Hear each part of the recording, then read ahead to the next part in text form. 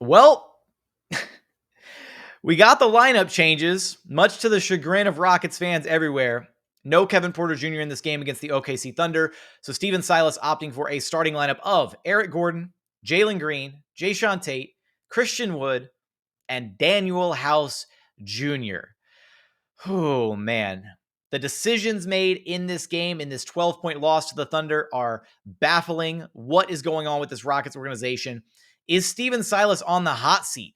We'll break it all down for you right here at Locked On Rockets. It's the Locked On Podcast Network, your team every day. This is Mission Control, Houston. Ignition sequence start. With the second pick in the 2021 NBA Draft, the Houston Rockets select Jalen Green. T-minus 15 seconds. Guidance is internal. I'm going to keep working. I'm going to keep getting better every day. I'm going to keep perfecting my craft. And every time I step on that floor, I'm coming. 6, 5, 4, 3, 2, 1.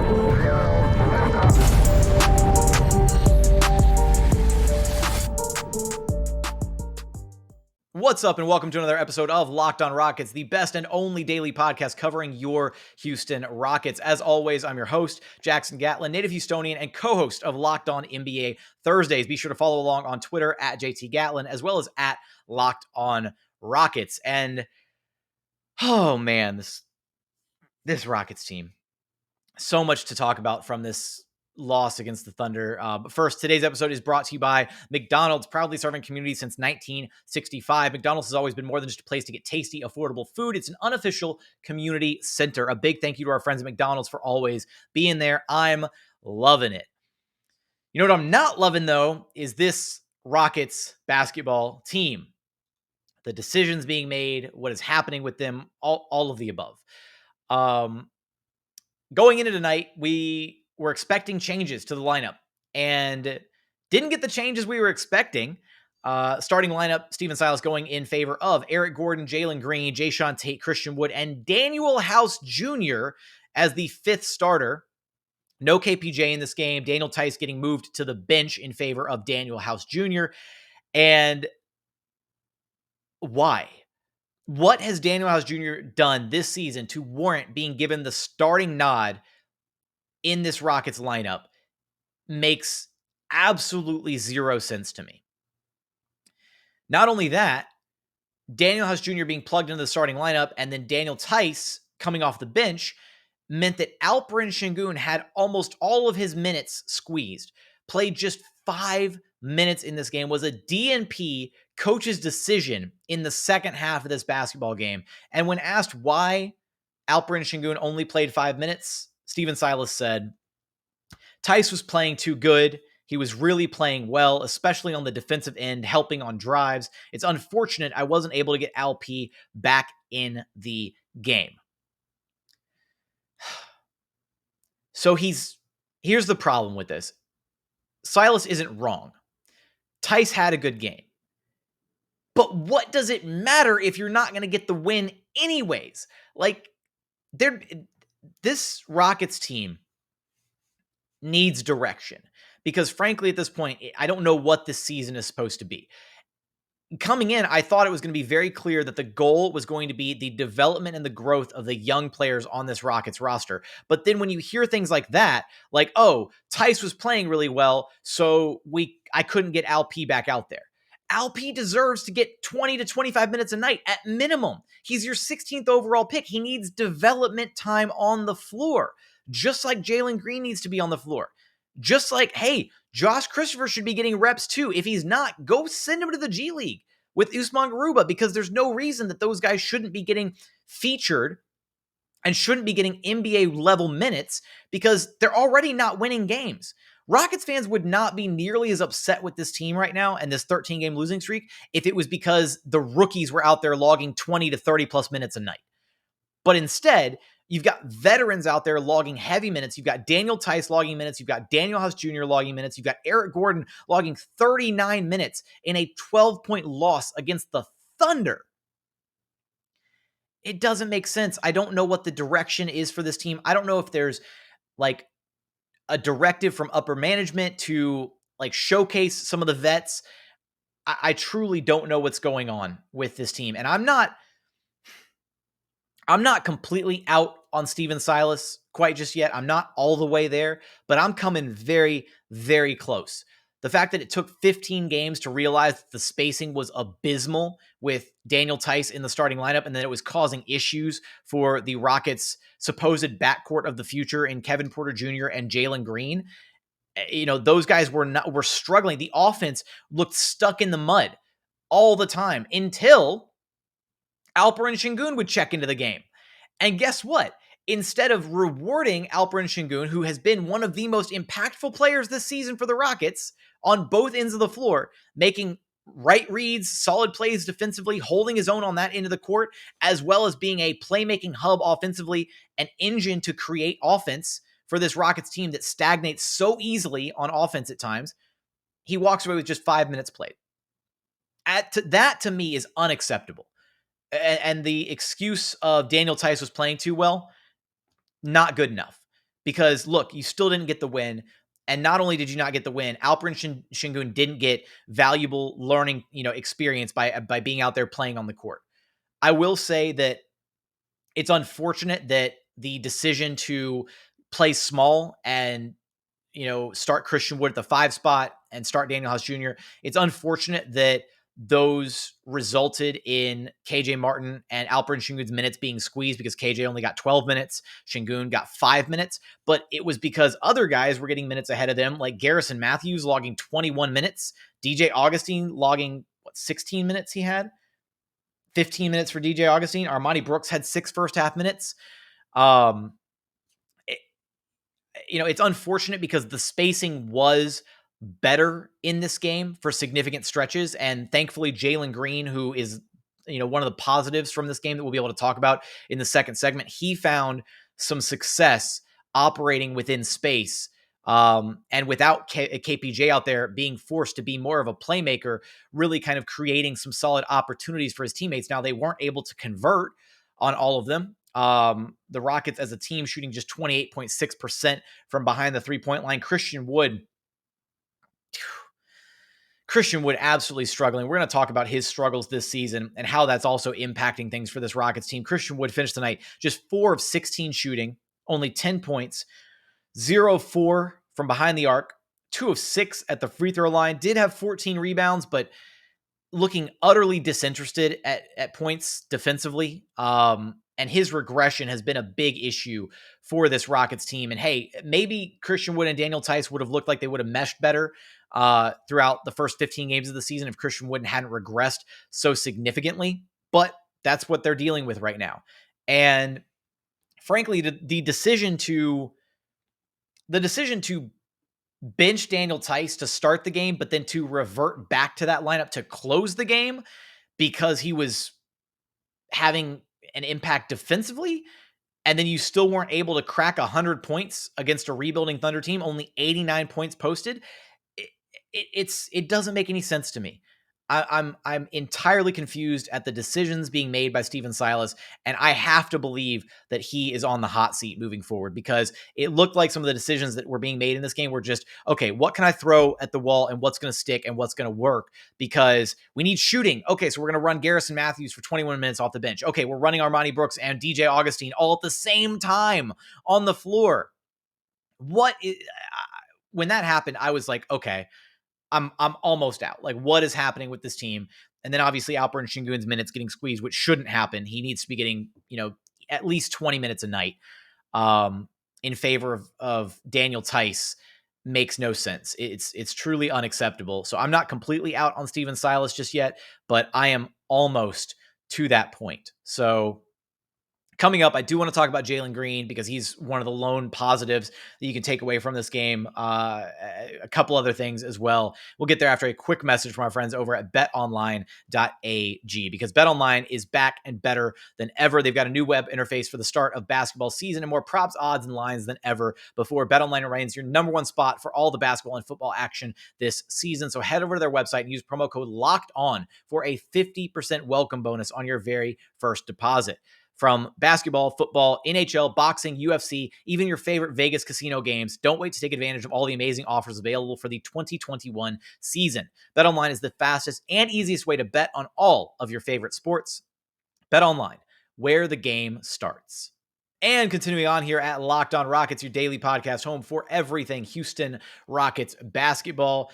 Let's focus on the positives from this Rockets Thunder loss, the 13th straight loss for this team, 101-89.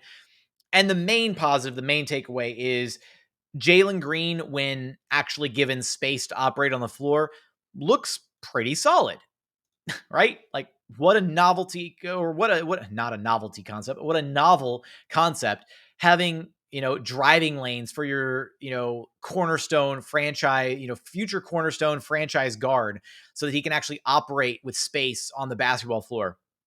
Again, the fact that it took 15 games to realize this is frustrating in and of itself. But even though Danuel House Jr. is clearly not the answer in the starting lineup, at least it led to the OKC Thunder defense honoring him respecting him as a shooter and not clogging all the driving lanes for Jalen Green, who finished the game with a pretty respectable stat line: 21 points, 6 of 14 shooting, 3 of 9 from behind the three-point line, 6 of 6 at the free throw line, had 3 rebounds, 2 assists, and a steal, and looked a lot more comfortable in this game for stretches running the offense, right? When Kevin Porter Jr. is out there, it feels like Jalen Green is very careful not to step on his toes, or frankly, anybody else's toes. Jalen Green needs to be more aggressive moving forward. Like, somebody needs to sit him down and be like, look, we get it. You don't want to upset anybody. You want to just kind of, play within the flow of the offense, whatever. You need to be the offense, right? Because this Rockets team looks significantly better when Jalen Green is being aggressive and trying to get his, because that's unlocking his ability to play make and create for others. He looked really good in stretches of this game, operating out of the pick and roll, creating opportunities for his teammates. They weren't converting them, namely Christian Wood, who, again, absolutely struggled in this game.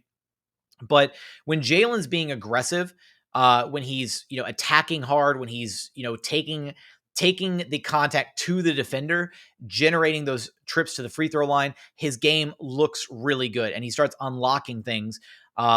He had an opportunity. He had a lot of open shots in this one, had a couple corner shots that just didn't quite go down. Unfortunately, he needs to be better about converting those wide open 3-point attempts when somebody else gets him an opportunity to shoot a wide open shot. But overall, even though the way that they unlocked the spacing was peculiar in this one, and it came at the cost of minutes for other guys like KJ Martin and Alperen Sengun, Jalen Green looked a lot more comfortable in this game, being able to take on a bit more of the playmaking responsibility and the ball handling responsibility without Kevin Porter Jr. out there, as well as just, he hit that spurt.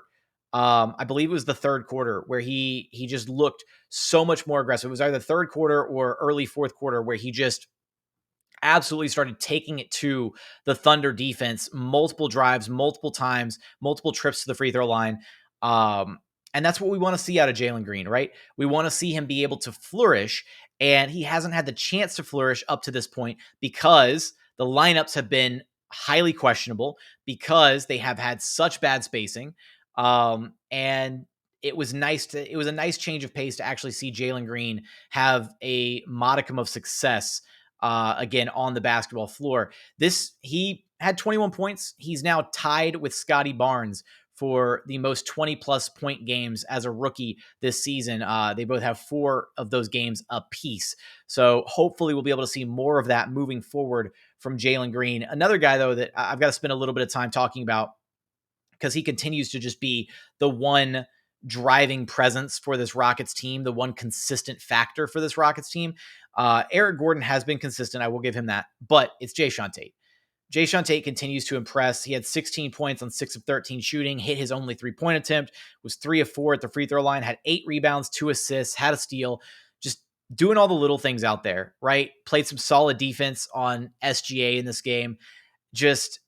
he continues to be the one pillar of consistency for this Rockets team. Eric Gordon's been relatively consistent, but he's also missed a few games this season due to the groin tightness. So it hasn't been true blue consistency from Eric Gordon, unfortunately.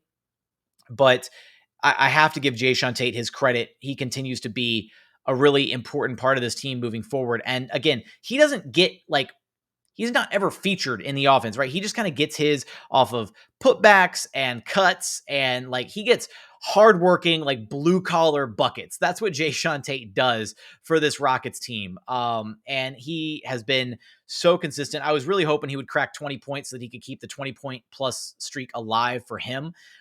Finish with just 16 points, but overall, a really, really good game from Jae'Sean Tate. One of the other lone bright spots in this one. But when it comes to Jalen Green and what we were able to see from him in this game, I'm hoping that the Rockets are going to be able to replicate it moving forward.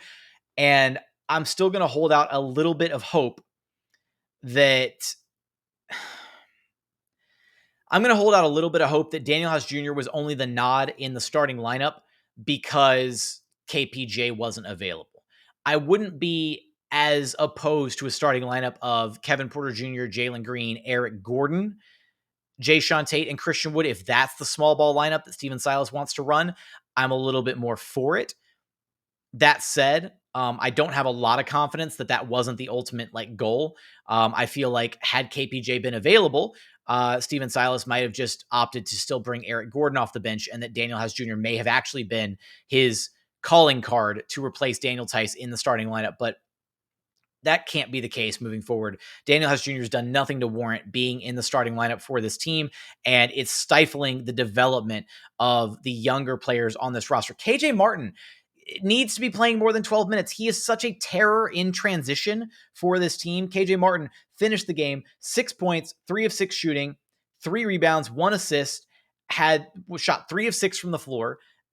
Missed all 3 of his 3-point attempts, unfortunately, but defenses are still honoring him as a 3-point shooter. He's not clogging things up with spacing. So why is he only getting 12 minutes a night? He can easily slot in as a small forward or as a power forward, right? Put him in there. He needs the run. He needs the minutes, and he deserves the minutes because he's an impact player. I'm trying to prevent myself from going on rants at this point because this team is so incredibly frustrating. I know you feel the frustration too. I certainly feel it. And things have to change moving forward for this team. So coming up, I do want to talk about Christian Wood and his struggles, because I do think a big portion of what the Rockets are facing this season are because of Christian Wood's struggles. We'll get there coming up in just one moment. And final segment here at Locked on Rockets, your daily podcast home for everything Houston Rockets basketball. So I want to talk about Christian Wood and he's regressed. Like, his numbers are just down across the board compared to last season. And he doesn't look like the same player. He just doesn't. He looks utterly disinterested at times. He is not converting easy opportunities at the rim. The Rockets have gone away seemingly from utilizing him as a pick and roll threat. They used it a bit more in this game against the Thunder, and Christian Wood still wasn't able to capitalize on some of the opportunities that were created out of it by Jalen Green and others, utilizing him as a roller. But down the line, his shooting percentage is down from 51% last year to 44% this year. His 3-point percentage is down from 37.5% to just under 32%. His free throw shooting is down from 63%, which was already pretty rough around the edges, down to 52% shooting on the season. He's scoring only 16 points a game this season as opposed to 21 last season. The only numbers that are up are his rebounding numbers, ever so slightly by a board and a half a game. That's it. Like, Christian Wood, for somebody who is spoken about wanting to be the franchise guy here in Houston, for somebody who wanted to be the focal point of this Rockets team, he has not played like it to start this season. And so a lot of the Rockets issues are multifaceted. And that's the problem, right? Is they have had spacing issues. They have had turnover issues. They have had, shooting issues. They have had Christian Wood's performance has been suboptimal. His just overall production level has been really rough around the edges. The performances from the Rockets backcourt between Kevin Porter Jr. and Jalen Green have largely been inconsistent, but that's you can point to the spacing issues being an issue as to why they're not able to successfully get to the rim. It all just kind of compounds and folds in on each other. And you get this just gigantic snowball of problems for this Rockets team that has now turned into a 13-game losing streak, where you've got Garrison Matthews on a two-way deal getting 21 minutes a night because the Rockets are in so much desperate need of guys who can be mobile shooters and trying to unlock something that wasn't previously there with Stephen Silas's offense. That's where we're at. Again, I wouldn't be nearly as upset with what this team has going on right now if we were seeing the rookies get consistent run, and if we were seeing some type of a clear developmental plan in place for them, but we're not seeing that. Right? Usman Garuba spent the first 15 games of the season riding the bench, getting garbage time minutes, and finally, thankfully, got sent down to the G League Vipers, where hopefully he'll get a consistent 30 plus minutes a night and actually be able to get some run and develop. Josh Christopher getting put on ice after it looked like he was going to be taking over for the DJ Augustine spot minutes as the backup, primary ball handler, or at least backup secondary ball handler next to a Jalen Green or Kevin Porter Jr. And then Josh Christopher, DNP, coach's decision. All because it felt like there was just such an emphasis placed on, we've got to do whatever we can do to try to win this one game, right? We've got to do whatever we can do to try and stop the losing streak here tonight, now. And those are, to me, it feels like desperation decisions being made. I will say Garrison Matthews, has looked solid in his minutes, but he's a two-way guy, right? And he's coming in and suddenly that's just the state of this Rockets franchise, is suddenly they're relying on the shooting and production from a two-way guy to unlock some things for them offensively that weren't previously there. And we're 15 games into the season, and it took that long to realize that this Rockets team desperately needs better floor spacers, better shooting across the board, because they've been struggling up until this point because of the personnel that they've had on the floor. I don't know what to expect out of this team moving forward. I can only hope that Danuel House Jr. is not a part of the starting lineup moving forward. His production does not warrant it. And Daniel Theis, regardless of his play, does not need to be taking away minutes from Alperen Sengun. It's taking away valuable learning experience from him. And he is too impactful of a player, both offensively and defensively, to just get 5 minutes of run. Overall, I'm trying to make sure that there's nothing that I'm missing. I'm sure I have some tip-ins from this game. Again, Josh Christopher, if he's not going to play, he needs to be down at the Vipers with Usman Garuba and getting actual run. Needs to not be just sitting on the bench, not getting any actual playing time. And a couple of the other thoughts from this game, just as I'm sifting through my game notes here. I will if I'm gonna sit here and be highly critical of Stephen Silas, I've got to give him credit where credit is due. He had a moment in this game, and this is coaching. This is in-game management.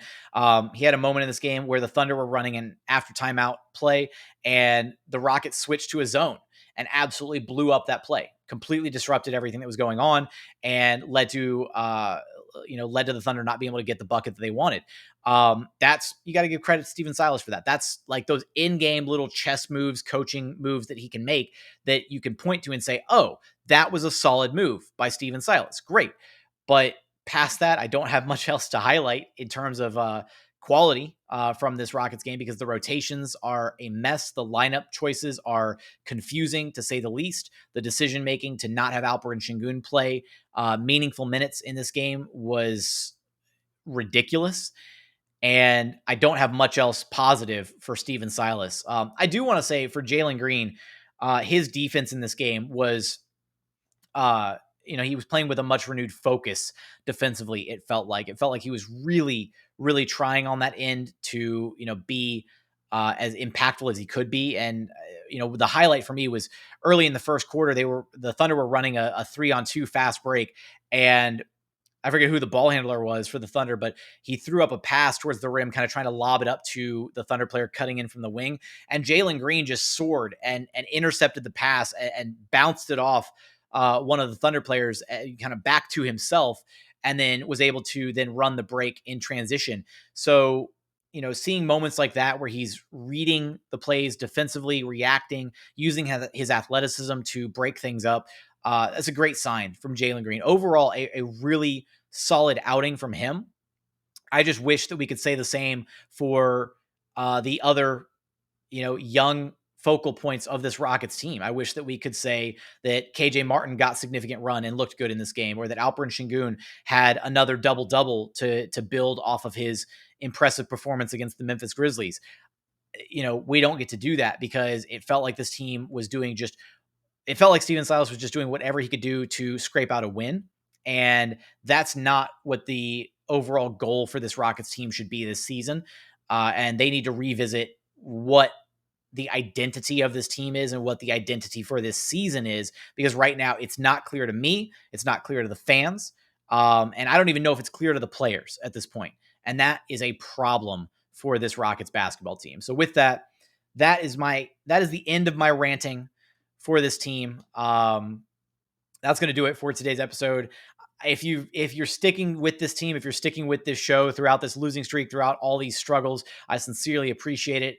If you haven't done so, please consider subscribing to the show wherever you get your podcast, free and available on all platforms, as well as on YouTube. Go subscribe to the YouTube channel. It would mean a ton. But for today's episode, that's going to do it. As always, thank you so much for watching. Thank you so much for listening. And we look forward to having you back right here at Locked On Rockets, your daily podcast home for everything Houston Rockets basketball.